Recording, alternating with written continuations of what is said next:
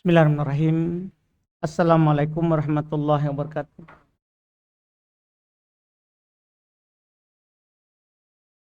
Innal hamdalillah nahmaduhu wa nasta'inuhu wa nastaghfiruh wa na'udzu billahi min syururi anfusina wa min sayyiati a'malina.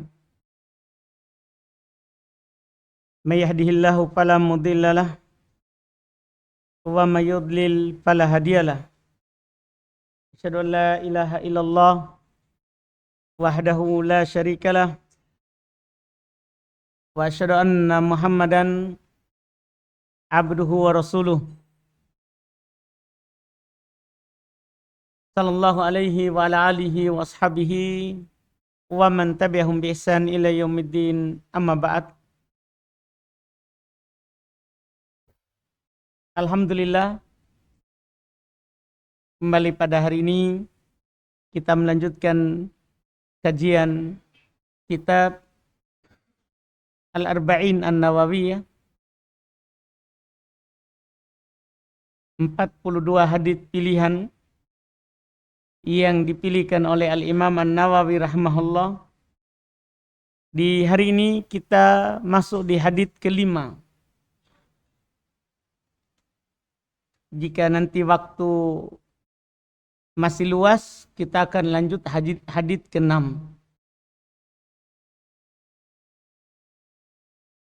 Kata Al-Imam An-Nawawi rahimahullah di hadits kelima, an ummil mu'minina ummi Abdillah Aisyah radhiyallahu ta'ala anha qalat, qala Rasulullah sallallahu alaihi wa alihi wasallam, man ahdatsa fi amrina hadza ma laysa minhu fahuwa raddun. Rawahul Bukhari wa Muslim. Wa fi riwayatin li Muslim, man amila amalan laysa alaihi amruna fahuwa raddun. Ini hadits yang sangat agung dalam Islam, karena ini adalah pasangan dari hadits pertama, innamal amalu binniyat. Hadits innamal amalu binniyat itu timbangan amalan secara batin, masalah keikhlasan. Kalau hadits ini timbangan amalan secara zahir. Karena syarat daripada amalan ada dua, harus bagus batinnya dan benar zahirnya. Tidak cukup bagus zahir, batin tidak. Sebagaimana juga tidak cukup bagus batin, zahir tidak. Ini hadits menggenapkan hadits yang pertama. Kata beliau dari Ummul Mukminin, Ummu Abdillah Aisyah radhiyallahu ta'ala anha. Beliau berkata, Rasulullah sallallahu alaihi wa ala alihi wasallam bersabda, barang siapa yang memulai mengada-ngadakan sesuatu yang baru dalam urusan kami, urusan agama, yang bukan termasuk bagian darinya, maka amalan tersebut tertolak. Kata beliau, hadits riwayat Imam Al-Bukhari dan Imam Muslim. Dalam riwayat Imam Muslim disebutkan, Nabi sallallahu alaihi wasallam bersabda, barang siapa yang mengerjakan sebuah amalan yang tidak terdapat padanya perintah kami, maka amalan tersebut tertolak. Maka amalan tersebut tertolak. Hadits ini dengan dua riwayat ini, semuanya dari istri Nabi kita sallallahu alaihi wasallam, Aisyah radhiyallahu taala anha, yang mana riwayat pertama itu disepakati oleh Imam Al-Bukhari dan Imam Muslim, penegasan dari Nabi, siapa yang mengadakan sesuatu perkara yang baru dalam urusan kami, urusan agama, yang bukan darinya, maka dia ditolak. Yang kedua riwayat Imam Muslim, siapa yang beramal, dia tidak mengadakan, bukan dia yang membuat, tapi dia beramal. Amalan yang dia lakukan bukan di atas perintah Nabi, maka dia juga tertolak. Hadits ini merupakan kaidah pokok disebut dalam kaidah kulliyah, kaidah yang menyeluruh dan juga merupakan jawami'ul kalim, ucapan pendek namun penuh dengan makna dari Nabi sallallahu alaihi wasallam. Hadits ini menegaskan kepada kita bahwa ibadah itu tidaklah diterima kecuali terpenuhi dua syarat. Syarat pertama ikhlas, itu sudah lewat. Kita sudah mengkajinya di hadits pertama. Harus ikhlas. Syarat kedua, harus mutaba'ah. Harus ikut Rasul. Harus seperti yang Nabi kerjakan. Dua syarat ini, apabila salah satunya tidak terpenuhi, maka amalan kita batal. Lebih jelasnya, kalau kita ikhlas, tapi Nabi tidak pernah mencontohkannya, batal. Atau sebaliknya, kita lakukan sesuai dengan yang Nabi contohkan, tapi tidak ikhlas, batal. Tidak boleh kurang dari dua syarat ini. Syarat pertama ikhlas, syarat kedua Nabi pernah contohkan. Kapan sekali lagi amalan yang kita lakukan kurang salah satu dari syarat ini, batal. Yang kita dapat capek. Kalau kita beribadah tanpa ikhlas, letih. Tapi kalau juga kita ibadah dan ibadah yang kita lakukan juga Nabi tidak pernah anjurkan, capek, letih juga. Makanya dikatakan oleh para ulama Islam, dua syarat ini syarat mutlak untuk diterimanya amalan. Harus ikhlas dan harus pernah Nabi contohkan. Tapi ini perkara agama. Kalau perkara dunia, tidak membutuhkan syarat ini. Perkara agama, dua ini dibutuhkan.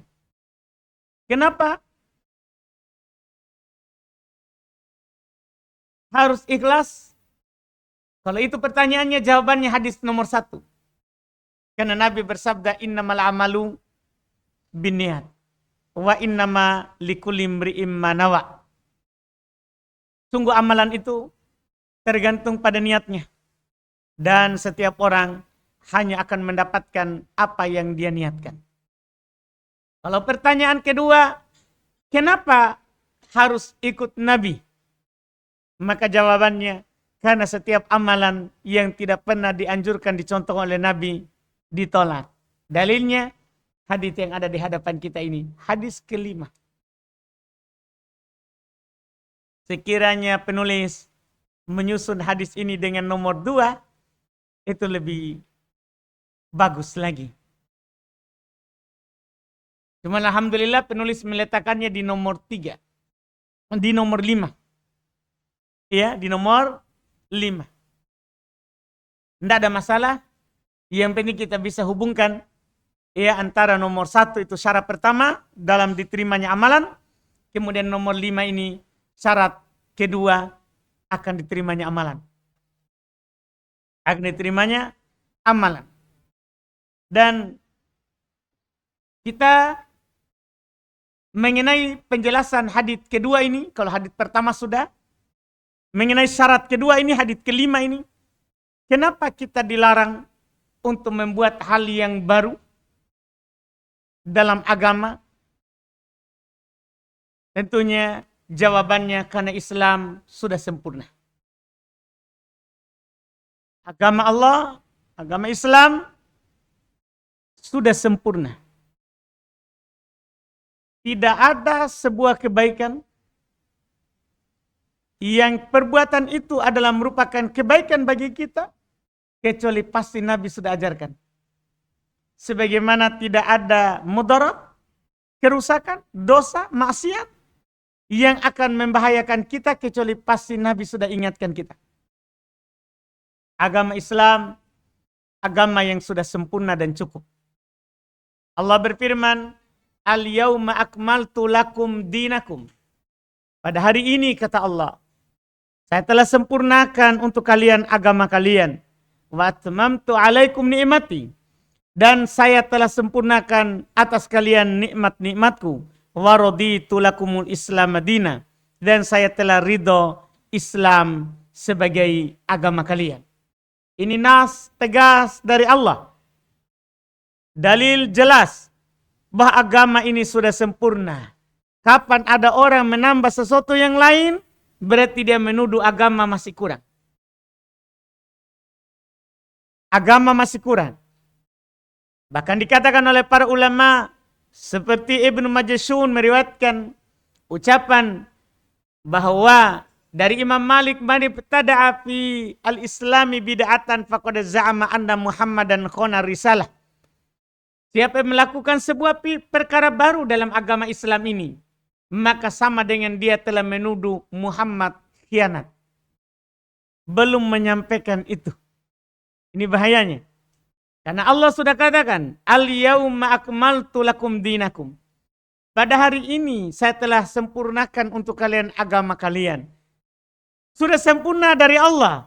Jadi kalau kita masih mengadakan, berarti sama dengan kita mengatakan bahwa Nabi Muhammad belum sampaikan yang Allah turunkan. Ini keharusannya. Keharusan dari dalil bahwa Islam adalah agama yang telah sempurna. Karena sudah sempurna, tidak perlu ditambah. Tidak perlu ditambah. Cukup mengamalkan yang ada. Juga Nabi SAW melarang kita mengada-ada dalam agama ini. Kata Nabi dalam hadits yang terkenal, ada dalam riwayat Imam Muslim, fa inna khairal hadithi kitabullah, kita sering dengar, wa khairul hadi hadi Muhammadin wa syarrul umuri muhdatsatuha wa kullu muhdatsatin bid'ah wa kullu bid'atin dhalal.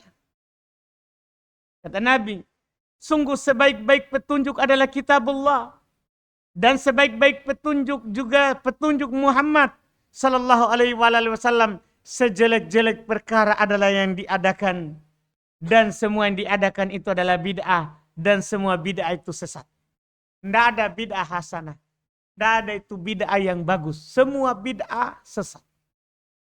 Iya. Ini pernyataan dari Nabi sallallahu alaihi wasallam. Oleh karena itu, jelas di hadits ini riwayat Imam Muslim lafaz kedua, man amila amalan laisa alaihi amruna fahuwa raddun. Siapa yang melakukan sebuah amalan bukan dari perintah kami, bukan dari anjuran kami, maka dia tertolak. Kenapa? Karena agama sudah sempurna. Yang menambahnya berarti tidak lagi diterima. Agama Islam tidak menerima tambahan. Karena sudah cukup dan sudah sempurna. Iya. Sudah cukup dan sudah sempurna. Kita cukup menerima apa yang Rasul bawa. Meninggalkan apa yang Rasul larang. Wa ma'atakumur rasulu fakhudu. Apa yang dibawa oleh Rasul ambil. Wa manahakum anhu fantahu. Dan apa yang dilarang oleh Rasul maka tinggalkanlah. Cukup begitu saja. Yang dibawa ambil. Yang dilarang tinggalkan. Itu saja kegiatan tak. Ada Rasul bawa, pegang, ambil. Ada Rasul larang, tinggalkan. Kapan kita menambah yang Rasul tidak bawa, fahuwa raddun. Nabi yang bilang itu. Maka dia ditolak. Masalah hadisnya juga sahih. Riwayat Imam Muslim lafaz ini. Siapa yang menambah apa yang Nabi bawa, dia ditolak. Yang mengatakannya ditolak Nabi sallallahu alaihi wasallam.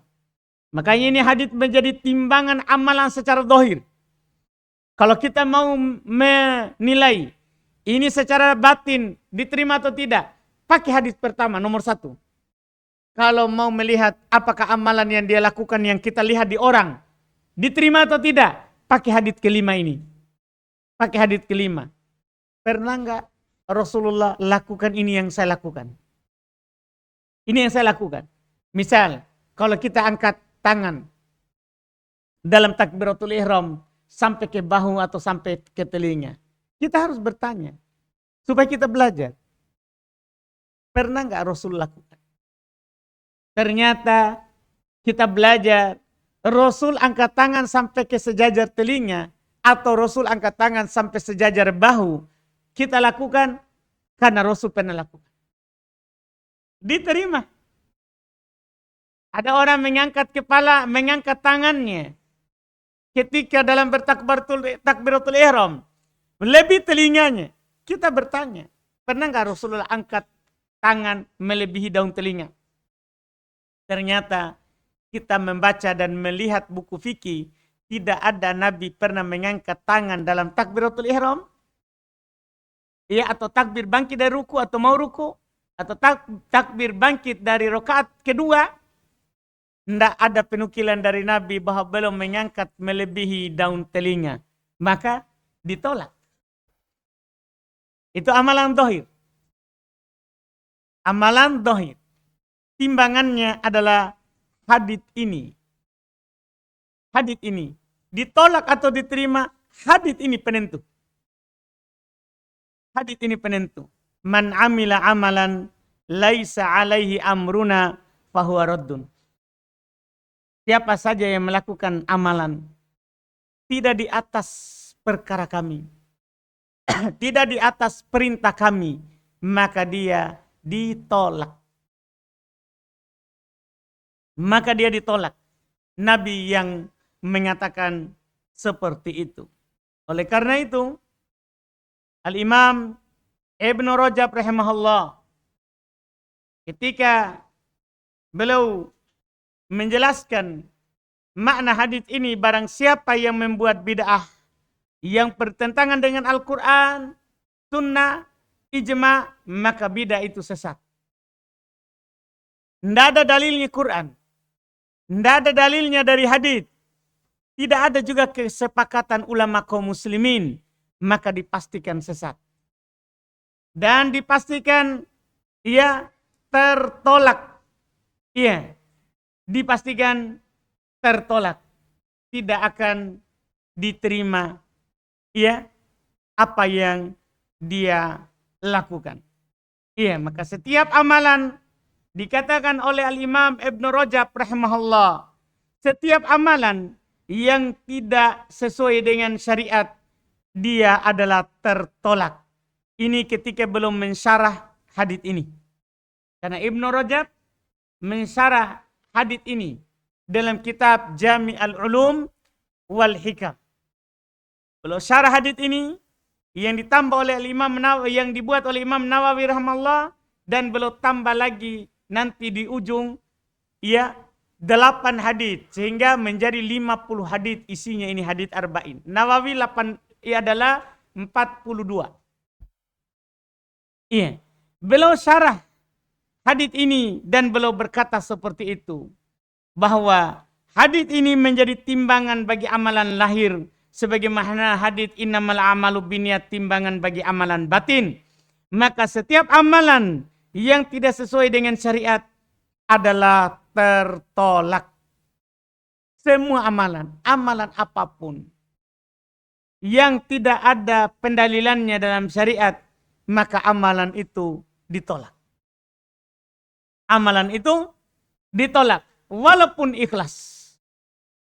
Lihat di masa Abdullah bin Mas'ud, ada orang melakukan dzikir berjamaah dipimpin di daerah Kufah. Mereka dzikir berjamaah. Ada yang memimpin, yang mengatakan kabbiru mi'ah, bertakbirlah 100, yang lainnya Allahu Akbar, Allahu Akbar, Allahu Akbar, Allahu Akbar, sampai 100. Setelah selesai satunya lagi, dia bilang lagi, sabbihu mi'ah, hamidu mi'ah. Pokoknya dipimpin. Ketika Ibnu Mas'ud menyaksikan perkara itu, maka beliau tegur mereka dengan keras bahwa ini tidak ada tuntunannya di masa Nabi. Ibnu Mas'ud, seorang lelaki anak muda yang awal-awal masuk Islam, baru 6 orang masuk Islam dia masuk. Jadi dia tahu dakwah Nabi dari tahun pertama hingga Nabi wafat. Ibnu Mas'ud, hati-hati kalau dia berucap itulah yang benarnya. Bahkan siapa yang mau membaca Al-Quran sebagaimana turunnya waktu itu, kata Nabi, bacalah di atas bacaan Ibnu Mas'ud. Karena dia tahu ayat itu turun kapan, di mana diturunkan. Dia tahu. Karena dia anak muda yang masuk Islam di awal. Di awal. Baru 6 orang dia masuk. Baru 6 orang dia masuk. Ibnu Mas'ud ketika menyaksikan bid'ah di Kufah saat Nabi meninggal beliau pindah ke sana, yaitu perkara dzikir berjamaah dipimpin oleh seorang. Beliau bilang, cepatnya kalian berubah. Piring Rasulullah belum pecah, kan baru meninggal. Piring Rasulullah belum pecah, bajunya belum usang. Cepat sekali kalian berubah. Ini dzikir yang dipimpin tidak pernah Nabi lakukan. Selama kami sholat di belakang Nabi, tidak pernah Nabi memimpin dzikir. Makanya Nabi beliau bilang, cepat sekali kalian berubah. Apa jawaban mereka? Kami hanya menginginkan kebaikan. Hanya menginginkan kebaikan. Kami melakukan seperti ini supaya semangat kebaikan ini. Apa kata Ibnu Mas'ud? Kam min muridin lil khair lam yusibhu. Berapa banyak di sana orang yang ingin kebaikan tapi tidak dapat apa-apa. Karena amalan tidak cukup, keinginan tak. Tidak cukup kita bersangka ini kan bagus. Tidak cukup. Iya, harus. Pernah enggak Nabi lakukan? Harus begitu. Iya, makanya Ibnu Mas'ud menegur mereka dengan teguran yang keras dan beliau menyuruh mereka untuk bubar. Bahkan beliau mengatakan, hitunglah kesalahan-kesalahan kalian. Ya kan mereka menghitung takbir 100, tasbih 100, tahmid 100, tahlil 100. Kata Ibnu Mas'ud, hitung kesalahan-kesalahan kalian, bukan hitung pahala. Padahal takbir pahala, tasbih pahala, tahlil pahala. Tapi ketika menyelisih Rasul, itu malah menjadi dosa. Malah menjadi kesalahan. Allah tidak menyiksa kita karena bertakbir. Tapi Allah menyiksa kita karena kita menyelisih Rasul. Ini di masa Ibnu Mas'ud. Di masa Sa'id Ibn Musayyab. Di Madinah. Iya. Ada seorang, setiap sholat subuh, dia sholat lagi. Sholat sunnah. Setiap sholat subuh, dia sholat lagi. Dia melakukan sholat sunnah. Ditegur oleh tabi'in yang bernama Ibnul Musayyab. Ya fulan, tidak boleh kamu sholat. Nabi melarang sholat setelah sholat subuh. Sholat sunnah. Kalau sebelum sholat subuh, iya. Ada 2 rakaat. Tapi setelah sholat subuh, tidak ada ba'diyah. Bahkan Nabi melarang sholat setelah sholat subuh. Sampai matahari terbit. Sampai matahari terbit. Apa jawaban orang itu kepada Ibnu Musayyab? Apakah Allah akan mengadab saya karena sholat? Sholat ibadah. Apakah Allah mengadab saya, akan menyiksa saya karena saya sholat? Maka Ibnu Musayyab bilang, tidak. Allah tidak akan mengazabmu karena sholat. Tapi Allah akan menyiksamu karena kamu menyelisih Rasulnya. Itu dia. Sholat bagus. Niatnya baik. Tapi tidak boleh menyelisih Rasul. Allah tidak akan siksa kamu karena kamu sholat. Bukan. Tapi masalahnya kamu akan ditanya, apa jawabanmu terhadap Rasul? Kamu beramal sesuai dengan yang Rasul ajarkan atau tidak? Ini ucapan. Dan ini sangat benar sekali. Kita tidak akan disiksa karena kita beramal. Tapi kita akan disiksa kalau amalan kita tidak sesuai dengan Rasul. Tidak sesuai dengan Rasul.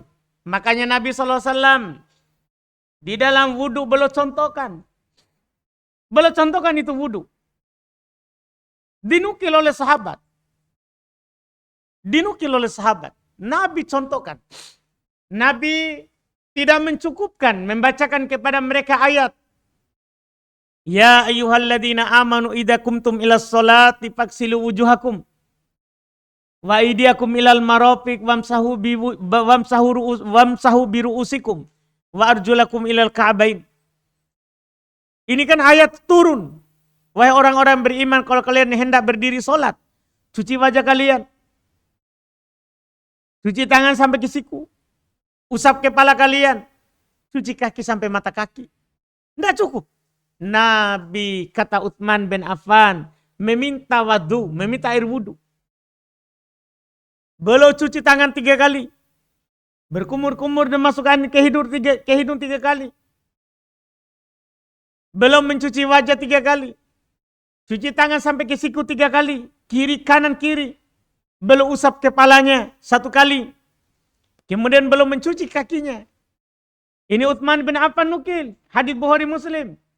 Abdullah bin Zaid nukil. Bukhari Muslim. Lebih jelas lagi.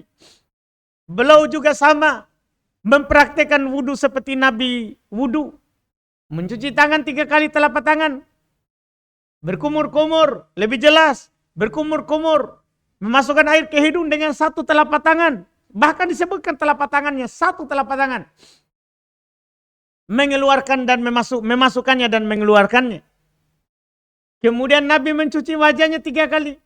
Kemudian mengusap kepalanya. Bahkan Abdullah bin Zaid terangkan lebih jelas cara mengusap kepalanya. Maka Nabi pakai 2 tangan. Di hadits Abdullah bin Zaid. Kalau hadits Utsman mengatakan mengusap kepala saja. Tidak dicontohkan cara mengusapnya.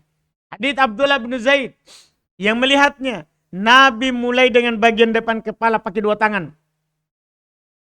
Kemudian menjalankannya ke belakang. Setelah itu kembalikan ke tempat yang belum mulai. Setelah itu diterangkan dalam hadits Abdullah bin Amr bin As. Beliau lanjut turun di telinga. Yang sebagian hanya menukil. Turun ke telinga.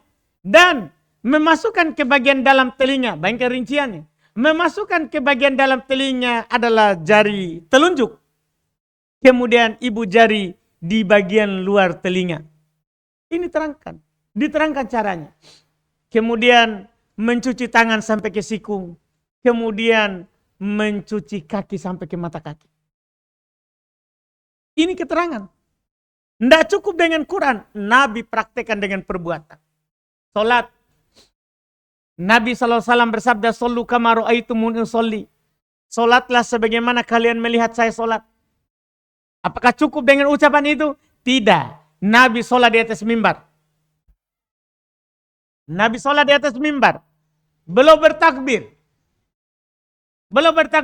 Ke ruku di atas mimbar. Ketika sujud baru belum turun mundur. Sampai setelah salam. Iya, belum berkata. Ucapan belum. Kenapa belum lakukan itu? Beliau katakan supaya kalian mempelajari solatku. Kenapa beliau contohkan begitu? Karena tidak boleh kita keluar dari yang Nabi contohkan. Puasa, Nabi contohkan. Iya, zakat, Nabi sendiri contohkan. Bahkan Nabi jelaskan rincian ukurannya sebelum puasa. Masalah zakat, rukun Islam ketiga. Nabi sebutkan apa saja yang wajib dizakati dan berapa zakatnya. Nabi sebutkan emas. Berapa nisabnya? 20 dinar. Disebutkan angkanya. 20 dinar. Yaitu sekarang kalau digeramkan adalah 85 gram. Itu emas. Perak 200 dirham. 200 dirham. Sekarang kalau digeramkan adalah 595 gram perak. Iya. Ini zakat berupa emas perak. Zakat peternakan. Nabi jelaskan onta mulai dari angka 5 ekor. Kalau kita punya 5 ekor, yang dikeluarkan bukan 1 ekor onta. Dijelaskan yang dikeluarkan. Iya. Kambing. Dijelaskan berapa ekornya baru dikeluarkan. Dan dijelaskan berapa yang dikeluarkan. Pertanian. Nabi rinci bahkan tada hujan, pengairan gratis atau pengairannya biaya. Nabi jelaskan berapa nisabnya dan berapa zakatnya. Dijelaskan. Perdagangan. Semua ada. Sempurna. Iya. Diterangkan. Puasa. Nabi mengajarkan bahkan mulai dari masuknya Ramadan. Untuk masuk Ramadan, gimana caranya kita tahu? Penentuannya bagaimana? Kemudian Nabi ajar bagaimana bersahur jam berapa? Kapan kita bersahur? Terus sampai mana? Kapan kita buka puasa? Terus apa yang tidak boleh di siang hari di bulan Ramadan? Dan apa yang boleh? Diterangkan. Haji. Nabi SAW setelah beliau berhaji di tahun ke-10. Beliau berkata, khudu anni manasikakum. Ambil dari kalian manasik kalian. Cara berhaji kalian. Diterangkan. Sahabat Jabir bin Abdullah menukil. Bagaimana Nabi mulai dari Madinah. Sampai pulang ke Madinah kembali. Mulai dari start safarnya. Sampai kembali dari safar. Apa yang dilakukan di Mikot. Sebelum Mikot. Setelah Mikot. Ketika berihram. Apa yang boleh, apa yang tidak boleh. Sudah sampai di Mekah. Di perjalanan. Dari Mikot ke Masjidil Haram Mekah. Diterangkan apa yang dilakukan. Sampai di Masjidil Haram. Apa yang dilakukan? Tawaf berapa kali? Sa'i berapa kali? Wukuf di Arafah. Kapan kita ke Arafah? Jamnya diterangkan. Kapan kita ke Arafah? Kapan mulai wukuf? Kemudian kapan wukuf itu berakhir? Setelah itu kita kemana? Kita kemana dari Arafah? Di Muzdalifah. Di Muzdalifah apa yang dilakukan? Biar pungut batunya diterangkan. Bayangkan. Hanya pungut batu untuk melempar jumroh besok.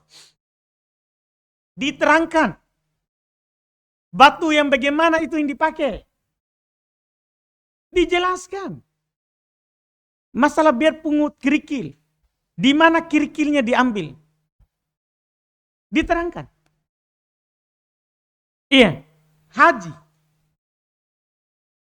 Demikian pula perkara-perkara yang lain. Sempurna. Ini Islam.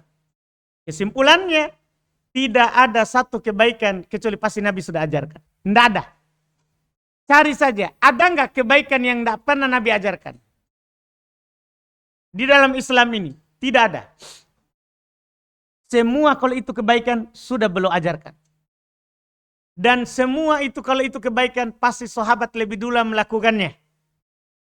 Sahabat lebih dulu melakukannya. Karena mereka adalah orang yang paling bersemangat.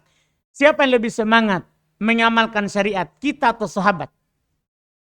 Jika itu adalah kebaikan, mereka sudah mendahului kita.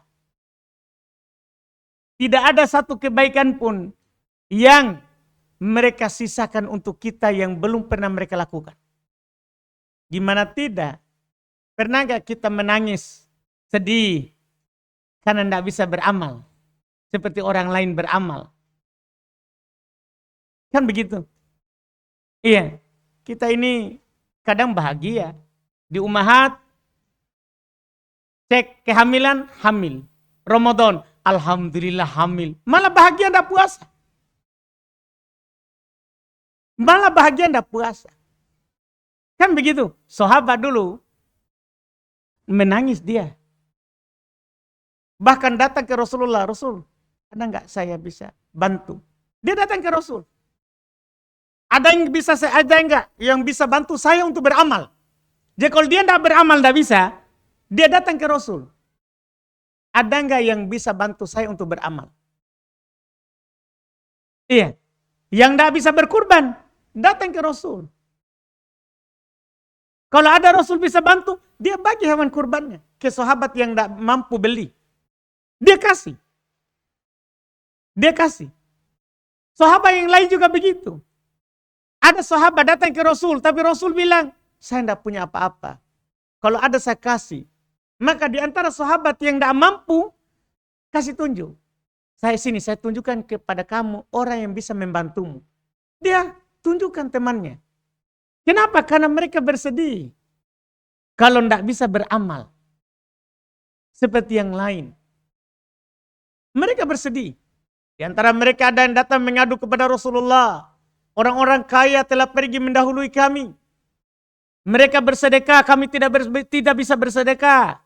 Mereka bisa membebaskan budak. Kami tidak bisa membebaskan budak karena kekurangan. Iya. Maka mereka mengeluh, tidak bisa beramal. Tidak bisa beramal. Makanya mereka adalah orang yang paling bersemangat dalam beramal. Sehingga jika itu adalah kebaikan, ketika itu adalah kebaikan, pernah enggak sahabat lakukan? Karena para sahabat tidak pernah menyisakan sedikit pun dari amalan kebaikan kecuali mereka amalkan. Paling semangat mereka. Maka patokan kita, sahabat pernah lakukan. Kalau tidak, maka itu bukan kebaikan. Kalau itu merupakan kebaikan, la sabakuna ilai. Mereka akan mendahului kita dalam hal itu. Dipastikan. Mereka akan mendahului kita. Karena mereka adalah orang yang Allah Subhanahu wa taala turunkan Quran, fastabiqul khairat. Langsung mereka yang dengar. Berlomba-lombalah kalian dalam kebaikan. Mereka lah yang diturunkan ayat, wasari'u ila magfiratim rabbikum wa jannah. Bersegeralah kepada pengampunan dari Rob kalian dan surga. Bayangkan, ada sahabat di perang Uhud. Ada sahabat di perang. Dia lagi makan kurma. Ya Rasulullah, kalau saya berperang ini, dan saya mati, meninggal di perang ini, apa yang saya dapat? Surga. Dia lempar kurmanya, tidak jadi makan. Dia lempar kurmanya langsung pergi. Segera ke dalam surga. Mereka orang yang paling bersemangat. Tiba-tiba datang kita mengadakan sesuatu, mengatakan, kami orang bersemangat ini. Karena semangat ini, jangan cegah kami. Tidak cukup semangat. Tidak cukup niat baik. Pernah enggak Rasul ajarkan? Pernah enggak sahabat melakukan seperti yang kamu lakukan itu? Itu dulu. Karena kenapa? Nabi SAW jelas mengatakan, man amila amalan laisa alaihi amruna fahuwa raddun. Siapa yang melakukan amalan tidak di atas perintah kami, maka amalan itu ditolak. Capek kita, keluar harta banyak. Kasihan sekali orang di sana. Keluar hartanya banyak karena setan juga kadang itu menggoda orang-orang. Dia rela infak banyak. Padahal perkara itu adalah bukan masalah yang disyariatkan. Karena setan suka. Tapi kalau jelas itu sunnah, jelas itu kebaikan, pelita bukan main itu. Setan akan bilang nanti kurang, nanti hartamu ini. Setan. Kalau kita melihat di luar sana nyata sekali. Iya, semangatnya kita ini yang ahli sunnah, kecil. Dilihat daripada semangatnya ahli bid'ah. Ahli bid'ah apa? Iya, biar tidak ada uangnya. Kalau sudah masalah infak, ngeri. Padahal itu dia infak dalam kebid'ahan. Kenapa bisa? Setan tidak halangi. Kan setan tahu. Walaupun dia beramal, kalau tidak ada syariatnya, kan tertolak. Seperti yang dikatakan oleh Ibnu Abbas. Kenapa itu ahli bid'ah kalau beribadah khusyuk? Kalau ahli bid'ah sholat seperti tiang, tidak bergerak. Kita ngeri. Kita sholat sedikit, pikirannya sudah ada di rumah. Iya, kita sholat tarawih mau cepat-cepat. Karena sudah ada yang menanti jalan kote apa di bulan Ramadan. Tapi kalau kita lihat ahli bid'ah, khusyuknya bukan main. Menangis dia dalam ibadahnya. Kenapa? Karena seperti yang dikatakan oleh Ibnu Abbas, apa yang mau dilakukan oleh setan terhadap hati yang sudah rusak. Kalau hati yang sudah rusak, setan akan biarkan. Biarkan dia menangis. Biarkan dia begadang di atas itu, kan itu bid'ah. Dia tertolak. Sementara orang yang benar di atas sunnah, susah sekali begadang. Ngantuk, jatuh di soft. Jatuh karena setan. Setan tidak mau kita berdiri lama. Jatuh, Pak. Jatuh. Iya. Tidak mau. Tapi coba kita bayangkan. Kalau perkara bukan ibadah, dia pertahankan. Tapi karena ibadah, dia tahu. Setan tahu.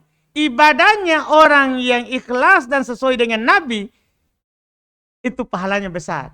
Tapi ibadahnya orang yang ikhlas tapi tidak sesuai dengan Nabi, tertolak. Setan tahu, karena setan dengar juga wahyu. Setan mendengar Quran. Kita tahu setan tidak tahu hadis. Kita kira, enggak. Setan tahu hadis. Dia tahu mana amalan yang diterima, mana amalan yang tidak diterima. Karena dia tahu syariat. Dia pelajari. Iya. Supaya untuk apa? Bukan untuk mengamalkan. Untuk menyesatkan manusia. Sebagaimana ada dulu orang al-mustasyrikin. Tahu orang mustasyrikin? Mereka pura-pura masuk Islam. Mempelajari Islam untuk merusak Islam dari dalam. Untuk merusak Islam dari dalam. Itu dari dulu. Dari dulu. Dan ada karangannya tersebar. Ini dari kalangan manusia. Dari kalangan setan, jin. Lebih perjuangannya. Untuk menyesatkan kita. Karena dia sudah bersumpah di hadapan Allah. Untuk menyesatkan kita. Makanya. Kapan seorang itu? Makanya seorang itu ketika dia bertanya, Ustadz dulu. Saya waktu di sana. Khusus sekali ibadah. Kenapa ini? Kenal yang baik, yang benar. Susahnya menangis. Kering air mata. Iya, susahnya hati tersentuh. Setan berjuang. Bagaimana kita tidak khusyuk. Iya, seperti yang hadits Nabi. Setan apabila qomat, apabila adzan, lari. Setelah adzan kembali lagi. Orang sholat dia bisikan. Ingat inimu, itumu, pokoknya. Yang disuruh ingat apa? Yang biasa kita. Itu masalahnya lagi. Dia tahu keadaan kita setiap hari. Dia tahu. Yang suka bicarakan janda ya, itu yang disuruh ingat. Pokoknya sampai salam, hanya itu janda yang ada di pikirannya. Na'udzubillah. Itu setan. Yang pedagang, pokoknya dari takbir, mulai dia hitung berapa tadi pagi. Pembeli ini, itu. Sampai salam. Sampai imam, assalamualaikum warahmatullahi. Salam nih, dia ikut salam. Iya. Sampai kata Nabi SAW, ma tadri kam sholat. Dia tidak tahu sudah berapa dia sholat. Untung dia sholat berjamaah. Dia sholat berjamaah, akhirnya dia tahu salam. Tapi kalau dia sholat sendiri, dia sudah tidak tahu berapa dia sholat. Saking dia diwaswaskan. Siapa yang waswaskan? Setan. Kalau qomat, lari lagi. Setelah qomat, datang lagi. Makanya Nabi SAW katakan, syuddul khalal. Tutup celah. Jangan kasih renggang itu La tada'u furujati lisyaitan. Jangan biarkan celah untuk setan. Jangan biarkan celah untuk dia duduk, berdiri di situ. Iya. Kan itu nanti membuat dia leluasa membisikkan kita. Ini adalah yang dia lakukan. Karena dia tahu itu. Dia tahu bahwa amalan yang ikhlas sesuai dengan tuntunan Nabi itu diterima. Sementara di sana ahli bid'ah melakukan sesuatu bid'ah, dia tidak goda. Kenapa? Dia tahu amalan yang walaupun ikhlas tidak sesuai sunnah, dia akan ditolak walaupun dia tidak ganggu. Walaupun dia tidak ganggu. Ini yang harus kita pahami. Ini yang harus kita pahami. Makanya sekali lagi hadits ini seperti yang Al-Imam Ibn Rajab katakan adalah timbangan untuk amalan zahir. Kalau mau menilai ini yang saya lakukan diterima atau tidak, maka perhatikan hadits ini. Sudah sesuai enggak dengan yang Nabi ajarkan atau tidak? Timbang. Kalau batinnya, timbang dengan hadits nomor 1. Apakah innamal amalu binniyat wa innamal likulli imri'in ma nawa? Apakah sudah lillah atau lillah wa li ghairi atau li ghairi? Kan amalan ada 3 bentuk. Ada orang beramal li ghairillah murni. Ada yang beramal lillah wa li ghairillah. Dia duakan Allah. Dua-duanya ini tidak diterima. Tidak diterima. Allah tidak menerima kecuali lillah, yang hanya untuk Allah. Iya, kita harus menghindar dari 2 golongan. Dan harus menjadi golongan yang satu, yaitu lillah. Iya, seperti yang biasa orang berpesan, lillah saja. Lillah saja, maksudnya karena Allah saja. Itu sudah bagus. Tidak boleh lillah wa li ghairillah, apalagi li ghairillah saja. Tidak boleh, harus lillah, itu batin. Yang kedua, dohirnya harus sesuai dengan yang Nabi pernah ajarkan, tuntunkan. Ini hadits ke-5, kami rasa cukup sebagai pengingat untuk kita semuanya. Semoga bermanfaat apa yang kita dengarkan. Insyaallah berarti di pertemuan yang ke depan baru kita masuk hadits ke-6 insyaallah taala. Kita cukupkan dulu, kita masuk di tanya jawab jika ada pertanyaan. Baik, mungkin dari Bapak-bapak dulu yang tadi belum sempat bertanya di program Tanya Ayub, boleh bertanya sekarang. Ada?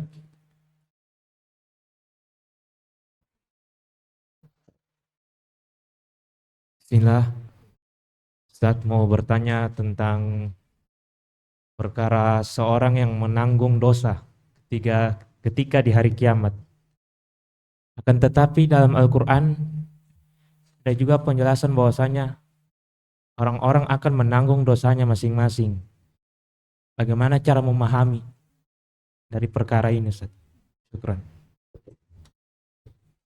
Kita tinggal baca itu konteks yang menanggung dosa orang lain dan membaca konteks yang tidak menanggung kecuali masing-masing. Kalau kita melihat hadits Nabi contoh ini, contoh, kan man sanna fil islami sunnatan sayyi'ah. Siapa yang melakukan sunnah dalam Islam, sunnah yang buruk. Yang begitu. Kemudian Nabi katakan baginya dosanya. Wa itsmu man tabi'ah. Dosa orang yang mengikutinya. Berarti dia yang membuat jalan itu. Adapun ayat la taziru waziratun wizra ukhra, ini dosa masing-masing. Nah, bukan dia yang menjadi contoh. Makanya Nabi bilang tanpa mengurangi dosanya. Karena dosanya tidak bisa dipikulkan ke orang lain. Itu yang dimaksud. Iya. Jadi yang tidak ditanggung adalah dosa masing-masing. Yang ditanggung kalau kita menjadi sebab. Kita yang mengajaknya ke dosa itu. Naudzubillah. Silakan. Ya, Abu Sarah dulu.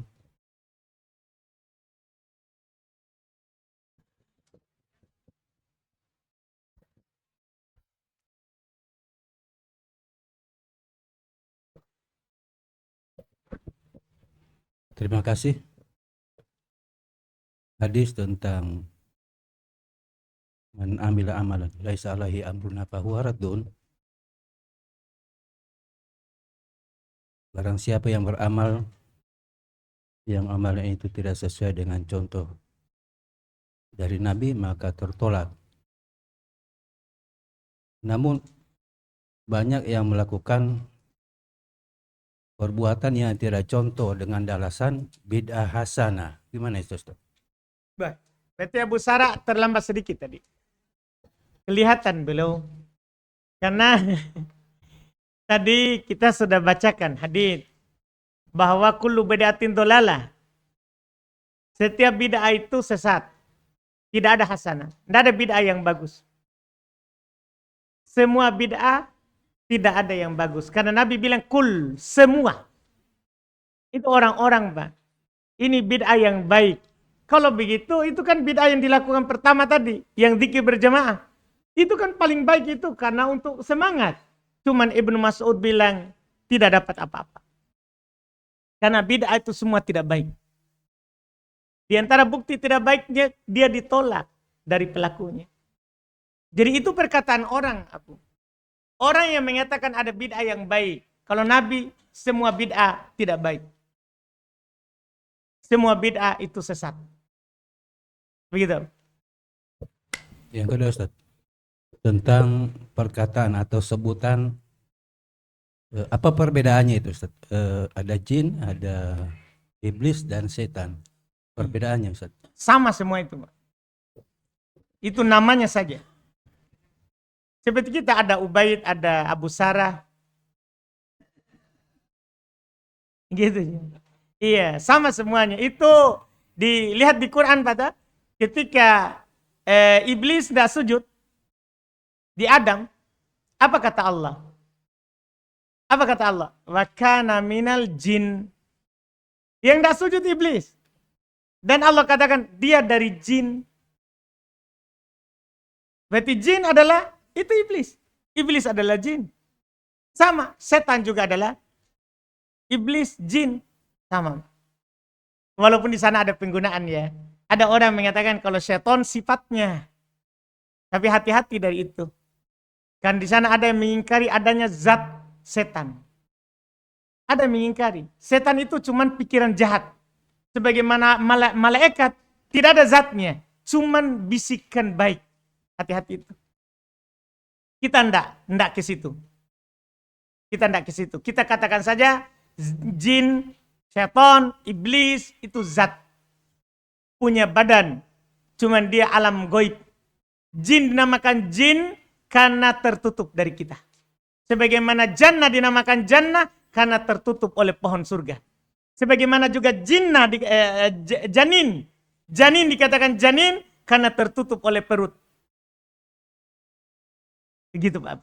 Itu nama. Itu nama saja. Tapi dia berzat, ada ruhnya. Ya cuman dia tertutup dari kita. Sebagai malaikat juga tertutup dari kita. Gitu Pak. Yang ketiga, Ustaz. Ini yang diamalkan oleh banyak imam. Apakah ini termasuk bid'ah? Setelah sholat berjamaah, setelah sholat wajib, itu pasti akan dipimpin oleh seorang imam untuk berzikir. Subhanallah, alhamdulillah, Allahu Akbar. Setelah itu berdoa lagi dan diaminkan oleh imam. Bagaimana itu? Ya jelas bid'ah.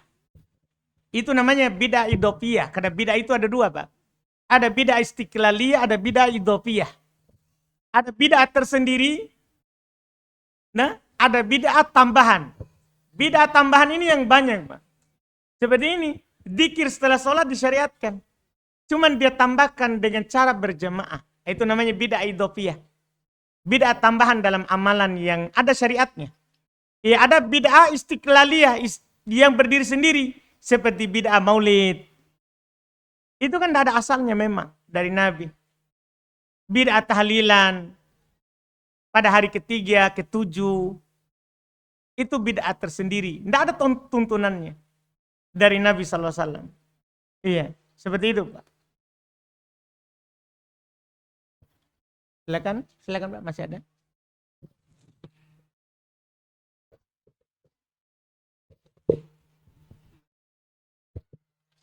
Bismillah, Assalamualaikum warahmatullahi wabarakatuh. Ini Ustaz terkait dengan menyelisih sunnah.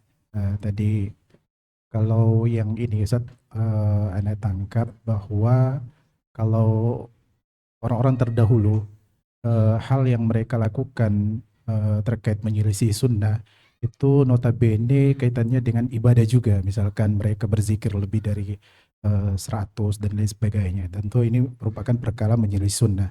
Karena di zaman kita sekarang justru sama sekali tidak ada kaitannya dengan ibadah atau terkait penghambaan kepada Allah. Pertanyaan Anda Ustaz, Seperti apa misalnya kita terkait? misalkan orang-orang yang melakukan seperti apa ini doa-doa kematian begitu Ustaz. Oh itu dia sandarkan ke ibadah itu Pak. Iya, Itu ibadah namanya. ibadah juga Ustaz. Iya, karena kan kalau kita tanya kenapa kamu lakukan ini, dia mau pahala. Berarti kan kalau dia mau pahala berarti ibadah itu. Oh, dia kaitkan dengan ibadah. Iya. Oh, Kalau iya, kita Ustaz. tanya mereka dia ibadah. Sehingga kita katakan pernah nggak Rasulullah lakukan? Oh, iya, Ustaz. Begitu kan orang meninggal itu di zaman Nabi sudah ada. Itu Nabi kan Ya. meninggal istrinya Pak. Di tahun ke-10 kenabian.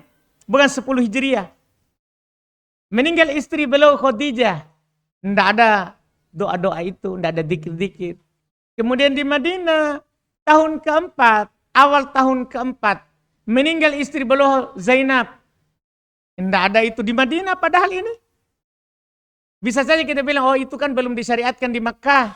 Kan banyak juga syariat disyariatkan di Madinah. Ini meninggal. Di tahun kedua, itu kan meninggal Mus'ab ibn Umair diantaranya.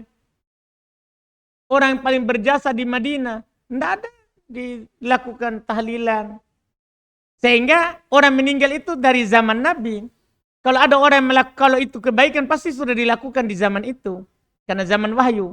Makanya ketika mereka sandarkan ke ibadah, maka itu dikatakan bid'ah. Ya, Ustaz.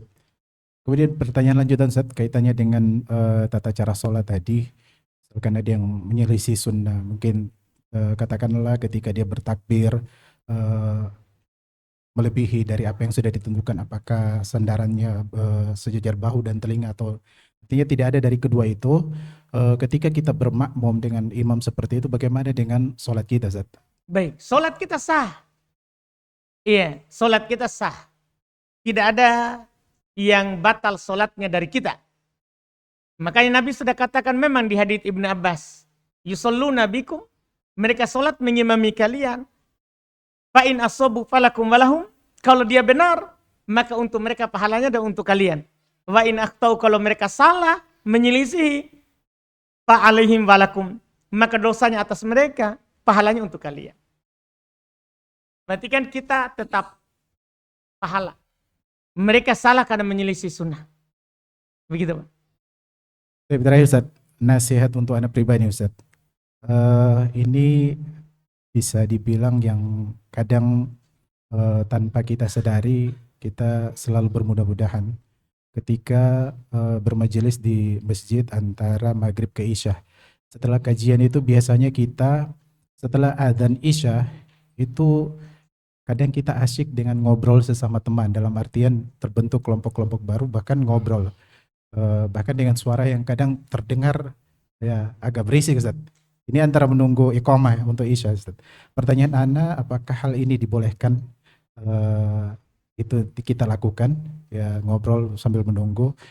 Kemudian bagaimana dengan sikap kita yang ingin memperlihatkan yang notabene ya kita katanya yang sudah ngaji sama orang yang belum ngaji gitu. Kita memperlihatkan hal yang apakah memang ini dibolehkan Ustaz. Mohon nasihatnya buat Anda sendiri Ustaz. Baik. Untuk masalah itu sebenarnya kalau kita bertanya kepada ikhwan, bahkan Ustadz juga kadang mereka habis turun dari kajian untuk menunggu isya itu dia ada yang tidak sholat. Kenapa itu dilakukan? Karena pertama alasannya tidak ada rawatib sebelum isya. Tidak ada rawatib sebelum isya. Makanya dia tidak sholat. Itu dulu yang pertama, tanpa kita ya menyinggung dulu tadi itu yang bercerita dengan suara keras. Itu kan masalah lain pada. Kita selesaikan dulu ini kenapa tidak sholat. Memang tidak ada rawatib. Tidak ada rawatib. Cuman bagi orang yang mau sholat boleh. Hanya sholat sunnah antara adzan dan iqamah. Iya, hanya sholat sunnah antara adzan dan iqamah. Anjuran saja sholat sunnah mutlak antara adzan dan iqamah. Begitu Pak. Sehingga terus alasan juga yang ketiga Pak. Sebenarnya kita duduk menunggu sholat itu sudah sholat. Pahalanya pahala sholat. Walaupun kita tidak sholat. Itu keutamaannya duduk menanti sholat. Duduk menanti sholat di iqamah, itu kita berada dalam posisi pahala sholat. Duduk menantinya. Yang penting niatnya menanti. Bukan pergi ke masjid, ke sana dulu deh. Iya, bercerita sama teman. Bukan menanti sholat, kalau itu tidak ada pahalanya. Sebenarnya karena itu Pak. Karena itu pertama, tidak ada sholat rawatib qobliyah. Kedua, karena itu memang bagi yang mau saja silakan dilakukan. Kemudian kita duduk saja menanti qomat itu sudah sholat.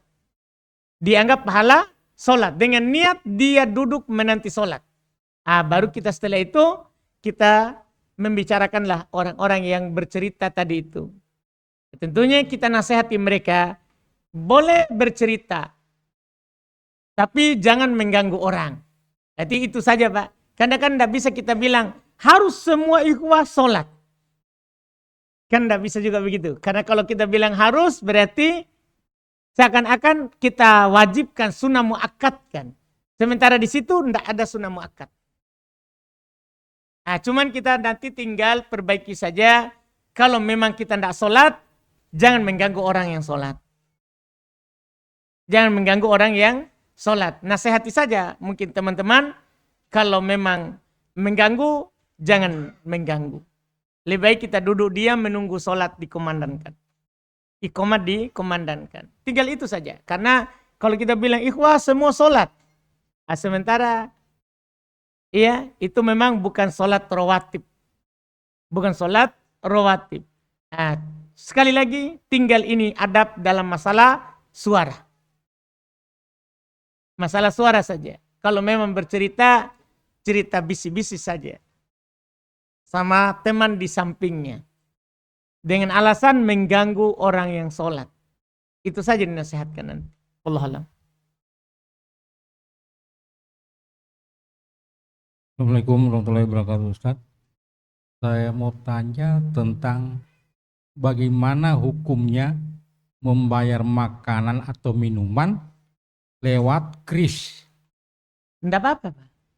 Kan kris itu dompet tuh menjadi pembayaran yang sah sekarang. Iya kan? Karena kan tidak mungkin juga bisa kita kris kalau tidak ada uang tadi dalam. Iya kan Pak? Iya, pakai pisau ya atau pedang kalau tidak. Tidak boleh itu ya. Kan dia Pak, itu kris jadi dompet. Sekarang Pak. Jadi dompet tak itu? Dompet virtual.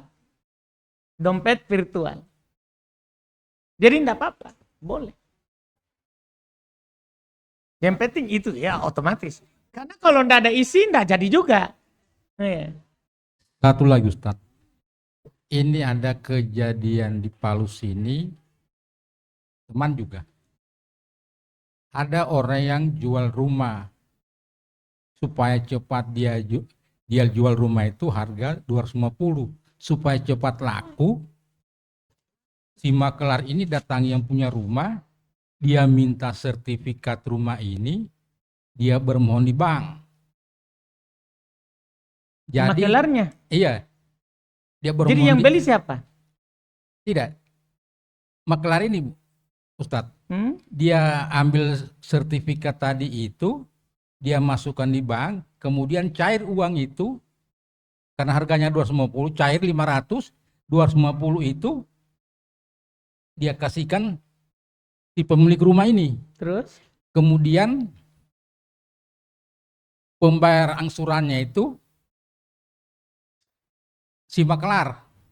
Yang tidak tahu ini yang itu si yang pemilik rumah ini. Karena sudah dibayar si makelar yang apa itu?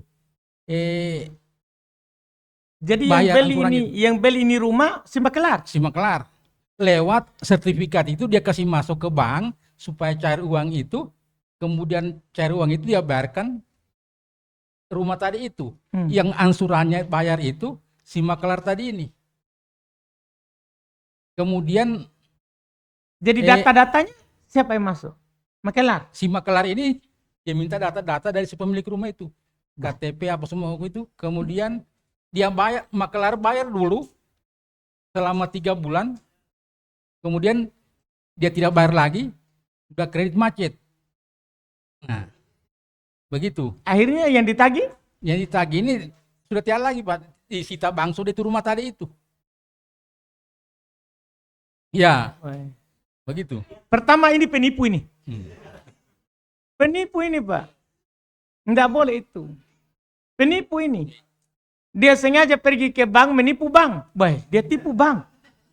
Karena juga Ustaz, dia punya kepala pengkreditan itu temannya. Nah, penipu ini sama-sama penipu ditipu oleh penipu. Iya, enggak boleh, Pak. Enggak boleh begitu. Iya, tidak diperbolehkan. Silakan kita ke Akhwat. Cek. Bismillah. Apakah boleh kita mengulang wudhu dan sholat karena kita rasa wudhu dan sholat itu seperti ada yang kurang atau tidak fokus? Kalau was-was jangan, enggak boleh. Kita wasetan. Ya, kalau karena was-was jangan terbiasa. Nabi hanya mengatakan orang yang ragu dalam sholatnya, Nabi bilang falyataharras shawab. Dia cari yang benarnya. Dia yakini saja, kurang atau lebih. Kalau dia yakin kurang, tambah. Kalau dia yakin lebih, enggak apa-apa, tasyahud saja salam. Iya, sama kalau dia kasih was-was. Dia ada sesuatu keluar atau tidak, kata Nabi, jangan keluar sampai cium bau atau dengar bunyi. Langsung begitu. Kalau hanya sekedar was-was, jangan. Tapi kalau sudah cium bau dan bau itu kita kenal, bau tak keluar. Atau bunyi itu adalah bunyi dari kita, keluar. Adapun hanya sekedar ada gerakan di perut, atau ada angin di dubur, jangan keluar.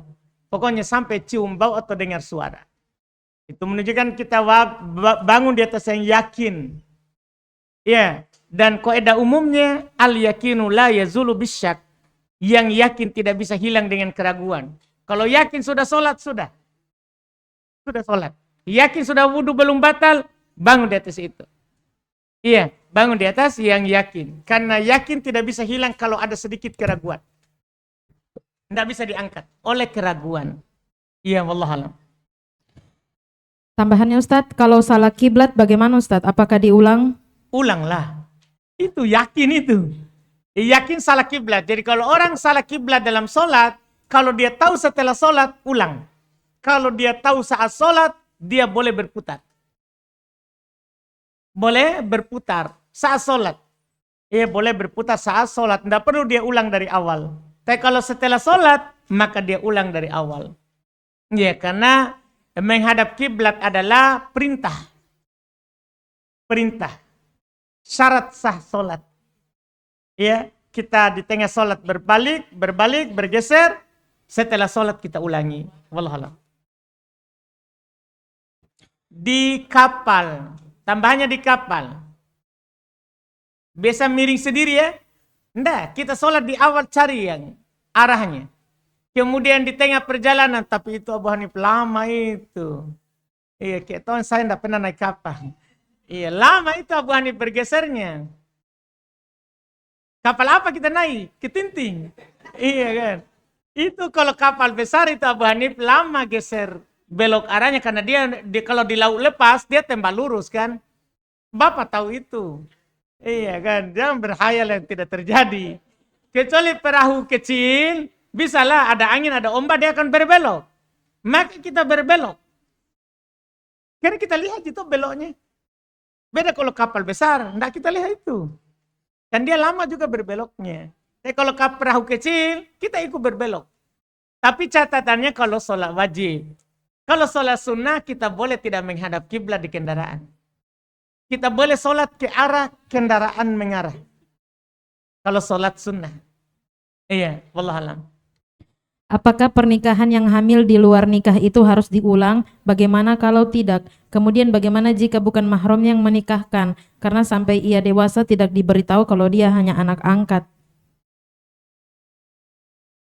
Pertama dulu, nikah dalam keadaan hamil tidak sah.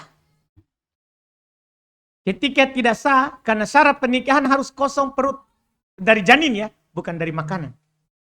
Harus kosong perut, jangan sampai salah paham. Ada pernah salah paham, kosong perut berarti tidak boleh makan ya. Sebelum akad, bukan, dari janin. Jadi harus kosong perut dari janinnya. Tidak boleh nikah kalau ada itu. Tidak sah nikah. Makanya orang yang ditinggal mati, syarat masa iddahnya adalah kalau lagi hamil melahirkan. Kalau meninggal malam ini, besok pagi melahirkan, boleh nikah besok. Bukan masalah tega atau masalah hukum syar'i. Ya, walaupun orang nanti akan bicarakan, teganya itu. Baru meninggal tadi malam, menikah. Itu kan masalah lain. Tapi kita berbicara hukum syar'i. Hukum syar'i, kalau dia ditinggal mati, atau ditinggal cerai, dalam keadaan hamil, maka boleh menikah setelah melahirkan. Tapi kalau ditinggal mati, dalam keadaan tidak hamil, maka iddahnya 4 bulan 10 hari. Karena 4 bulan 10 hari itu untuk memastikan dia lagi tidak hamil atau tidak. Itu fungsinya itu. Karena kehamilan itu akan nampak itu setelah 4 bulan. Iya, itu akan nampak, mulai nampak. Iya, makanya dikatakan seperti itu.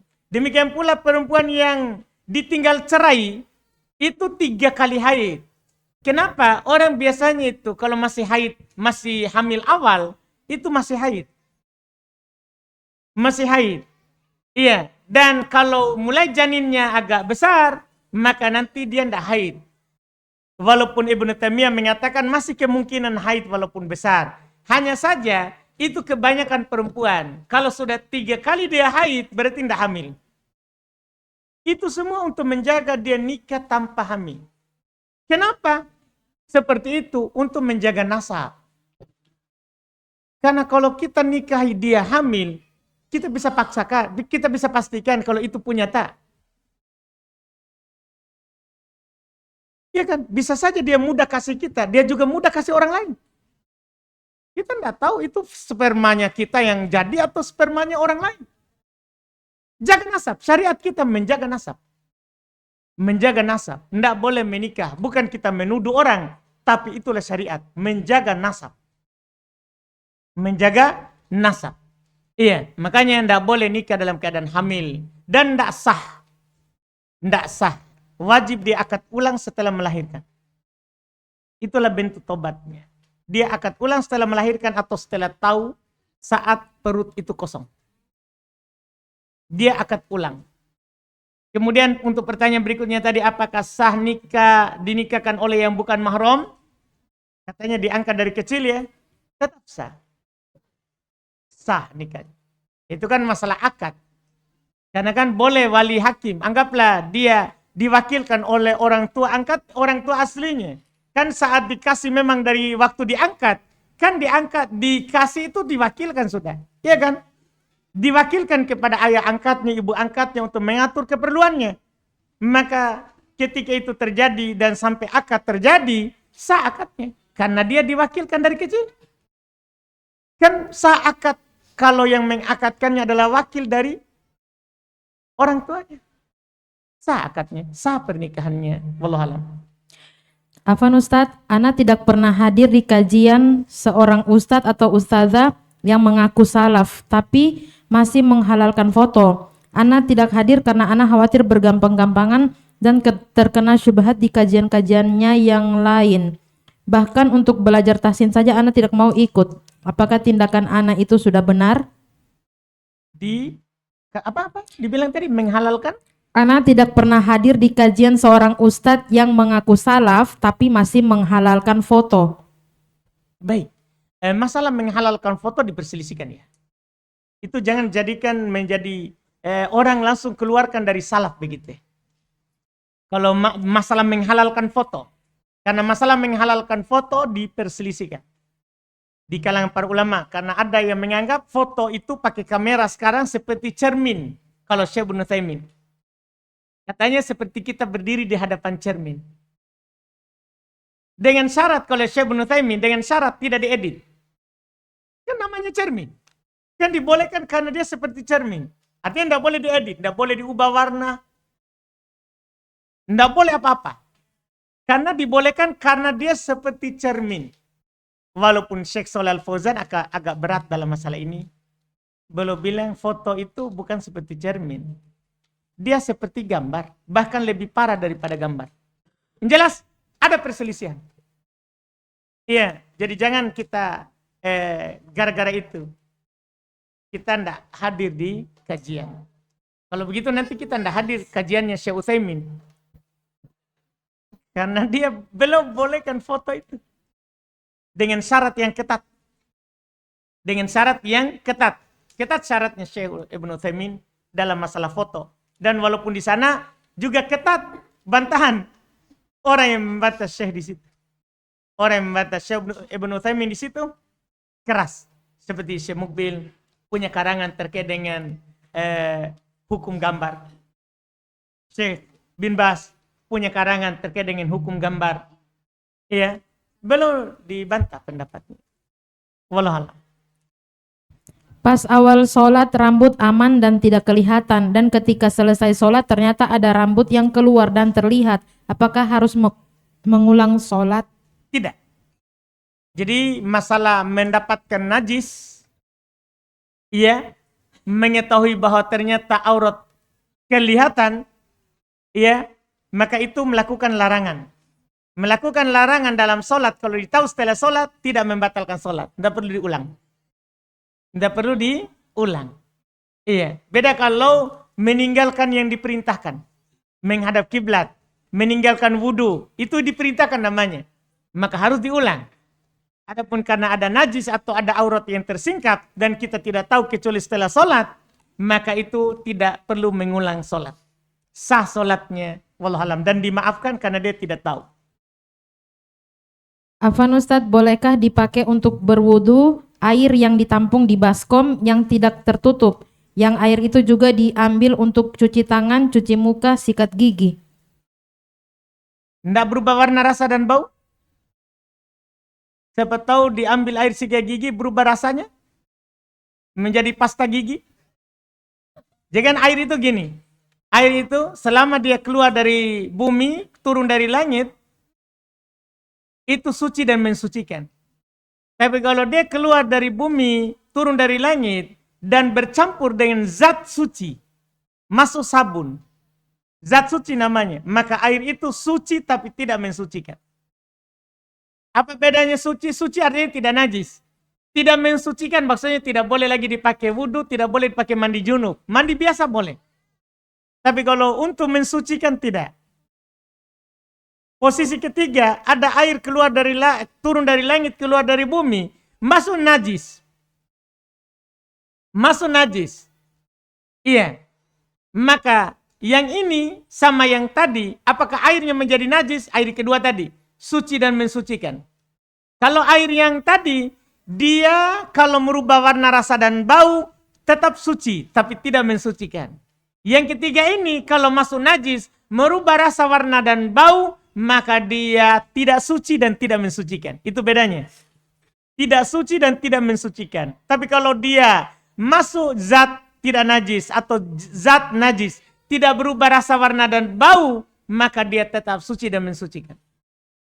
Nah, ada air, masuk zat najis, tidak berubah rasanya, tidak berubah baunya, tidak berubah warnanya, suci dan mensucikan. Seperti itu. Wallahualam. Afwan Ustadz, tambahan, kalau diminum kucing? Kan kucing tidak ada hukum taklif. Kucing tidak masuk hukum syariat. Oh, maksudnya kucing minum air najis? Air Atau baskom kita? itu, air baskom. Oh, air di baskom diminum oleh kucing. Nah, Kemudian dipakai berwudu. dipakai untuk berwudu. Sekarang pembahasan pertama dulu. Itu kucing najis atau bukan? Kan begitu. Kucing dan najis. Berarti kalau dia menjilat di air di baskom, air itu tidak berubah rasanya menjadi air jilatan kucing. Tidak berubah. Kita jilat, tetap dirasa air. Tidak rasa air liur kucing. Suci dan mensucikan. Iya. Boleh pakai wudhu ya. Dan boleh dipakai mandi junub atau mandi suci dari haid. Boleh. Afwan Ustadz, mohon nasihatnya kepada saudari kami yang sudah mengenakan cadar tapi bagian alisnya masih terlihat. Mungkin ilmu belum sampai ke mereka. Baik, Masya Allah. Pertama kita bersyukur, Alhamdulillah. Orang itu kan boleh bertahap dalam mengamalkan syariat.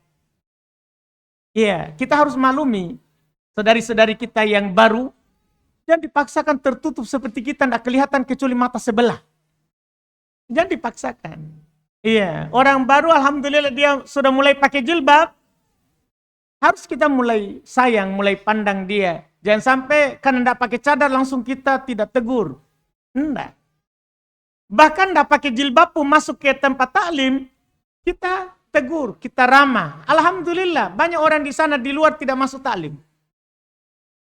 Nah, setelah itu nanti dia berubah sedikit-sedikit, kita hargai. Sesuai dengan ilmu. Walaupun kita tetap tegakkan namanya nasihat. Kalau ada saudari tak jatuh dalam kesalahan, ya maka hamparkan kepadanya nasihat. Ya seperti yang tadi, yang masih kelihatan alis kita nasihati. Bahwa alis itu termasuk aurat dari perempuan. Ya jidat, alis itu aurat. Ya itu adalah aurat dari perempuan. Karena kalau sudah kelihatan alis, sudah terbentuk wajahnya. Ya kan sisa mulut mami yang tidak dilihat. Itu terbentuk wajahnya, nanti orang-orang yang punya penyakit dalam hati akan sudah menghayalkan bagaimana mukanya. Kalau orang yang tidak punya penyakit dalam hati bagus kan dia langsung tunduk. Tapi orang yang punya penyakit dia akan melihat dan membayangkan, wah kayaknya hidungnya mancung itu. Wah alisnya tebal, ciri perempuan cantik itu. Wah matanya hitam, bulat putih di tengah. Wah, cantik ini. Tambah ini. Wah, ini masalah. Makanya kita nasihati. Kita nasihati bahwa dalam bercadar itu kalau bisa hanya buka yang dipakai untuk lihat jalan. Kalau memang tidak bisa lihat jalan kecuali dengan dua mata, itu mau saja yang dibuka. Tapi kalau sudah bisa dengan satu mata saja dibuka. Ibnu Abbas, kalau Ibnu Abbas bilang begitu. Dia praktekkan satu mata saja. Kalau memang perlu melihat jalan, satu mata saja. Keras ini ya. Iya, tapi itulah pengamalan. Karena perempuan itu adalah aurat.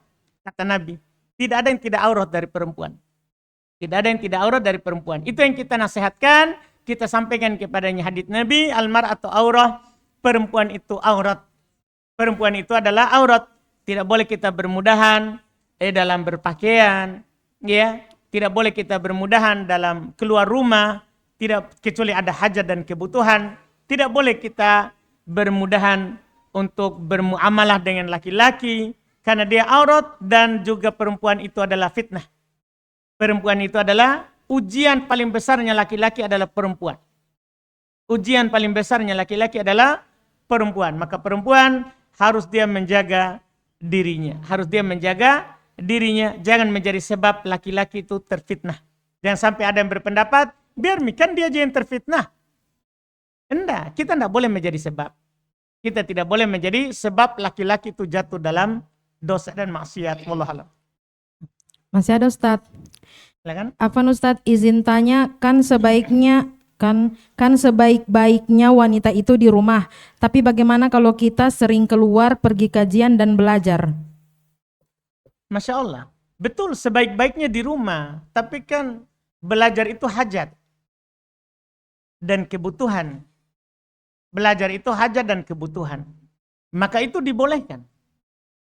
Iya. Dibolehkan untuk keluar. Tentunya harus izin suami. Iya. Beda kalau kita bertanya, Ustadz, saya sebaiknya di rumah atau pergi main bulu tangkis misalnya. Nah, baru. Jangan tanya belajar. Kalau belajar pasti siapapun akan bilang boleh. keluar rumah karena belajar, boleh keluar rumah karena mau pergi sholat di masjid. Tapi kalau kita bandingkan, Ustaz, saya ada hadis lebih baik di rumah. Ada ayat, waqarna fi buyutikun. Tinggallah kalian di rumah kalian. Dia tanya begitu, saya tinggal di rumah atau pergi temani suami ke warkop? Ya kita akan bilang, di rumah. Biarkan suaminya sendiri di warkop. Kecuali suaminya mata jelalatan di warkop, temani. Iya, kalau dia matanya kemana-mana di warkop, temani dia di warkop supaya matanya tertutup sedikit. Iya, karena kadang seorang tidak ada malunya dengan Allah tapi malu dengan istrinya, kan begitu. Iya, maka temani dia daripada dia ke sana tidak menundukkan pandangan. Ah, ini kita jadi yang kita bilang lebih baik di rumah daripada keluar, itu perkara-perkara yang tidak ada hajat atau tidak ada daruratnya. Maka jilbab dia adalah rumahnya. Jilbab dia adalah rumahnya. Tembok rumahnya atau pagar rumahnya, itulah hijabnya. Lebih baik di rumah daripada dia keluar dalam perkara yang tidak ada hajat atau tidak ada darurat. Wallahualam. Masih bisa Ustaz? Berapa lagi? Agung, saya tergantung Agung ini. 2 lagi Ustaz. Gimana? Antum maafkan 2? Iya, supaya saya tidak disalahkan. Iya, nanti kan tinggal dia yang diomelin. Katanya Agung 2 lagi boleh. 6. Yang pertama, Afwan Ustadz, saya baru hijrah, namun saya dari luar kota, namun saya lihat kajian sunnah di kota Palu ini tidak bersatu, jadi membuat saya bingung. Bagaimana sebaiknya tindakan saya? Yang kedua, bagaimana menghadapi suami yang susah sekali minta maaf? Wah, kayaknya lawan dari tadi pagi nih ya. Ini kita ini kayaknya ada peperangan ini. Iya, Masya Allah. Jadi yang kedua dulu ya, karena masih hangat tadi pagi ini. Jadi tadi pagi ada yang bertanya, Ustadz, bagaimana kalau istri yang susah sekali minta maaf? Balas pantun ini ya. Ya, saya katakan tadi pagi, ya biar kita saja yang minta maaf suami. Untuk mengajarkan dia bagaimana minta maaf itu kalau salah. Saya bilang begitu tadi pagi. Kalau sekarang pertanyaannya apa?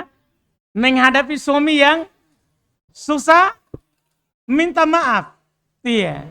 Coba kasih belakang. Iya. Dia akan minta maaf itu. Iya. Kasih belakang. Dia akan minta maaf. Tapi masalah saya ini ya, ini jawaban Ustadz tidak adil. Iya, tidak memang begitu. Karena kalau perempuan, ada etika. Ada yang harus antum pahami. Perempuan itu tidak boleh dikasih keras. Laki-laki tidak apa-apa. Itu perbedaannya di situ. Perempuan itu kata Nabi, in dhahabta tuqimah kasarta. Kalau kamu pergi langsung untuk mau meluruskannya, kamu akan mematahkannya. Tahu kan perempuan kalau patah, dia baik, antum berusaha baik, kalau sudah retak, tidak seperti asal.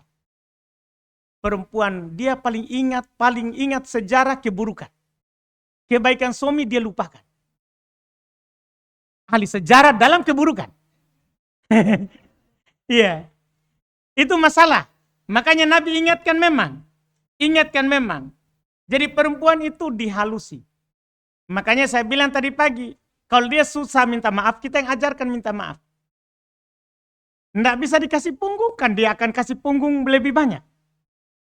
Kalau perempuan yang susah, kalau laki-laki yang susah minta maaf, kita akan katakan, jadi jangan sampai ikhwan bilang saya tidak adil. Tidak. Karena laki-laki tahammulnya lebih tinggi. Laki-laki lebih mampu menanggung beban perasaan daripada perempuan. Maka kalau ada laki-laki susah minta maaf, kasih saja punggung. Dia akan minta maaf. Kan dia paling tidak tahan kalau perempuan kasih punggung. Oh gitu Pak Haji ya. Ketawa sekali, belum pengalaman sekali ini. Iya, jangankan kita, ulama juga begitu. Para ulama rahimahumullahu ta'ala seperti itu. Tidak tahan kalau istrinya yang kasih punggung. Iya, mereka biasa sekeras apapun laki-laki, para ulama yang keras di atas itu, Ia pernah Imam Abdul Razak As-San'ani rahimahullah, dia bersumpah untuk tidak mau mengajar muridnya karena ada pelanggaran mereka. Oh, murid-muridnya berusaha untuk supaya imam mengajar karena mereka dari jauh datang tapi imam tidak ngajar. Oh, ada muridnya sudah, pokoknya dia minta ke orang-orang bisa kasih syafaat.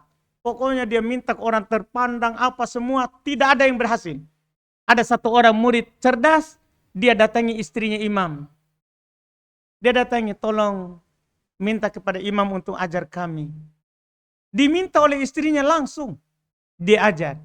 Ditanya oleh muridnya, imam, kami sudah berusaha keras, iya, memberikan syafaat, meminta syafaat kepada orang-orang, tapi engkau tidak berubah. Tapi kenapa giliran si fulan datang dan meminta kepada istrimu engkau mau? Dia bilang, ya kalian yang datang minta syafaat pakai baju. Sementara ini murid datang ke istri saya dan istri saya minta ke saya untuk memaafkan tidak pakai baju. Kalah lah. Yang lain pakai baju, istrinya datang tidak pakai baju. Siapa yang tidak kalah? Gimana Abu Sarah? Itu dia. Jadi laki-laki bisa dikerasi oleh perempuan dan dia akan lunak. Itu bahayanya laki-laki ya.